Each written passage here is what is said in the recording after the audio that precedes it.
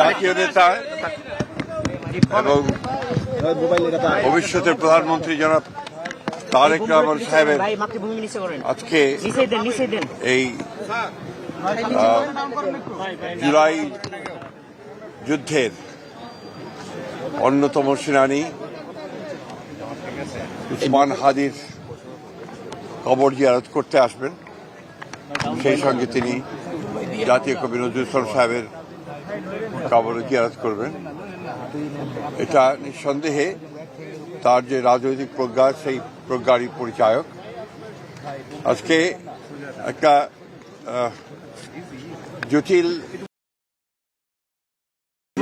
যারা তারেক রহমান সাহেবের আগমন বাংলাদেশে এটাকে অনেক সমীকরণগুলোকে সহজ করে দিয়েছে এবং আজকে বাংলাদেশের জাতীয়তাবাদের যে রাজনীতি, সেই রাজনীতির দর্শনকে সামনে চলে এসেছে এবং আমরা বিশ্বাস করি যে এই দর্শনই, এই রাজনীতি বাংলাদেশের জনগণের মুক্তির জন্য সবচেয়ে উপযুক্ত দর্শন।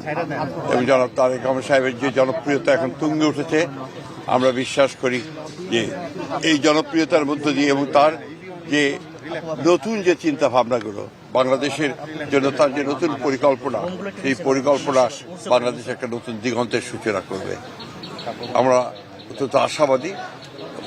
দ্রুত নির্বাচন যখন আপনার অনুষ্ঠিত হবে, সেখানে নিঃসন্দেহে জনাব তারেক রহমান সাহেব সবচেয়ে বেশি সাফল্য লাভ করবেন। স্যার, ওসমান হাদির ঘটনার পরপরই আপনারা শঙ্কা প্রকাশ করেছিলেন যে নির্বাচন পেছানোর এক ধরনের ষড়যন্ত্র। বিএনপির ভারপ্রাপ্ত চেয়ারম্যান তারেক রহমান দেশে আসার পর যেই স্বতঃস্ফূর্ত সাধারণ অংশগ্রহণ, এর মধ্য দিয়ে সেই ষড়যন্ত্র সেই আমরা মনে করছি যে সেটা অনেকটা দূরীভূত হয়েছে।